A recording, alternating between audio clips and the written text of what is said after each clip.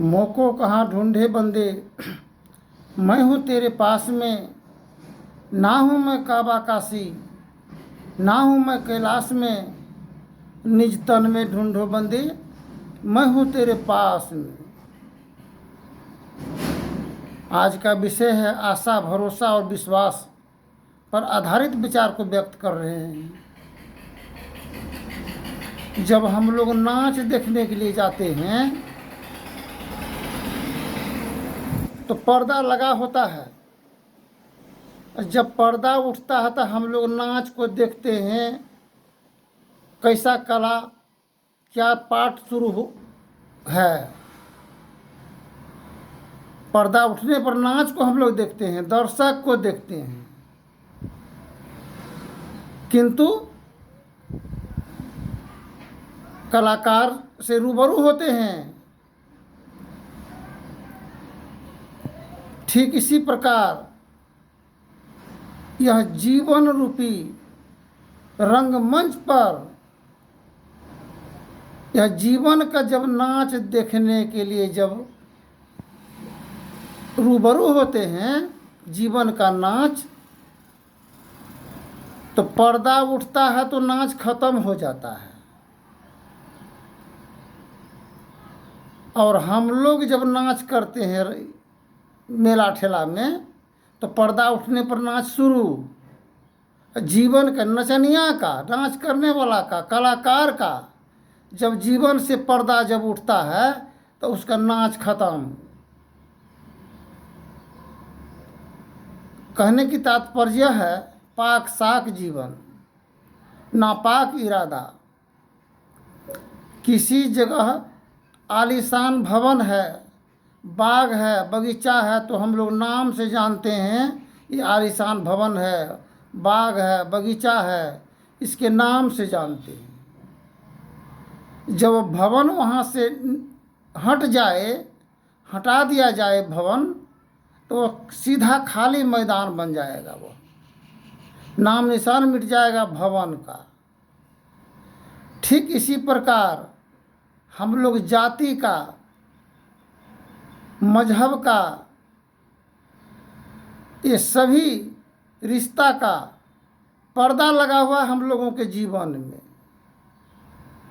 इसी पर्दा के ही कारण हम अपने आप से रूबरू नहीं हो पाते हैं और जीवन भर घूंट घूंट करके दम टूट जाता है। और जब पर्दा उठता है तो सारे ही आशा, भरोसा, विश्वास का पतन हो जाता है। केवल सिंगल अकेला बच जाते हैं। याद सिर्फ बच जाता है हम जितना अपकर्म, कुकर्म, द्वेष, ईर्ष्या लोगों को जलील और विवश कर दिए हैं, यही याद बच जाता है जीवन में। और परमात्मा का फरियाद रह जाता है। जवानी में हम सुधर सके नहीं तो वृद्ध अवस्था में सुधरने से क्या लाभ मिलेगा। परीक्षा का घड़ी जवानी में है और वृद्ध अवस्था में है, दो घड़ी परीक्षा का है। इसलिए कहते हैं पल दो पल की मैं शायर हूँ, अब पल दो पल की कहानी है, अब पल दो पल की हस्ती है, पल दो पल की जवानी है। तो जवानी में हम लोग जो कर लेंगे अच्छा और बुरा, वही जीवन में एक आधार बन जाता है। और परीक्षा का घड़ी वृद्ध अवस्था में होता है, जब बेटा बेटी सभी का परख करने का समय जब होता है। परीक्षा का घड़ी कोई तंग तबाह करता है माता पिता को तो कहते हैं कि नहीं इसी के नाम से दे देंगे सब कुछ। फिर वो तंग तबाह करता तो इसी के नाम से हम दे देंगे सब कुछ। किंतु विश्वास पात्र, विश्वासी नहीं मिलने के कारण और गार्जियन के हृदय में राज नहीं करने के कारण, रहस्य को नहीं जानने के ही कारण माता पिता जब अंत गति को प्राप्त करते हैं वही धन प्राप्त बंटवारा तो किया जाता है, कर ही लेता है, लेकिन उसका रहस्य को नहीं जानते हैं कि राज्य का मतलब क्या होता है, राज्य के अंदर में रहस्य क्या है जीवन का। जीवन अपने आप का परिचय को नहीं जानने के कारण जो पुत्र पुत्री अपने आबरू और इज्जत को नहीं बचा सकेगा, तो राज और परिवार और गृहस्थ जीवन को कैसे चला पाएगा। एक वेश्या राजा को प्रसन्न करके,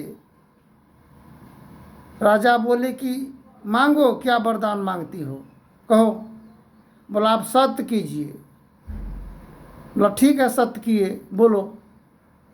बोला हम आपके सर पर चढ़ करके लेटरिंग करेंगे। बोला ठीक है, थोड़ा समय दो हमको। अब राजा के सर पर बैठ करके लेटरिंग अगर करे एक नर्तकी वेश्या, तो क्या मान रहेगा राज्य का, क्या मान रहेगा समाज और परिवार का। राजा साहब दौड़ करके गुरु को बुलाए, राज्य गुरु को। बोले गुरुदेव यह असंभव है, कैसे होगा, आज तो मेरा मान हनन होने वाला है। बोला क्या हुआ। बोला इस प्रकार की बात है। बोला ठीक है, कोई बात नहीं है, इसके लिए चिंता मत करो, तुम सिर्फ लेटरिंग का ही ना बात किया। बोला हाँ। बोला ठीक है, ये लेटरिंग कर लो, हम वचनबद्ध हैं, एक बूंद भी पेशाब अगर गिर जाएगा तो सर कलम किया जाएगा तुम्हारा। अब तो जब लेटरिंग करने के लिए बैठेगा तो पेशाब तो होगा ही।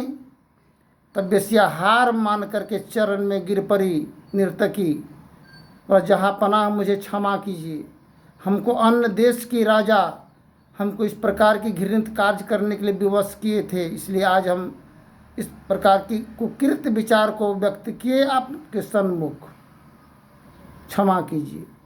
ठीक इसी प्रकार घर और परिवार में, समाज में कोई बाल बच्चा या बेटा पुतहु जो भी हो, माता पिता को प्रसन्न करके और उसका राज्य को अपने हाथ में ले ले और संपत्ति अपने आप कब्जा में कर ले, उसके बाद में जब माथा पर जब लेटरिंग आचरणहीनता का जब दोष लगाने लगे तो उससे कैसे अपने आप को जीवन को बचाएंगे हम।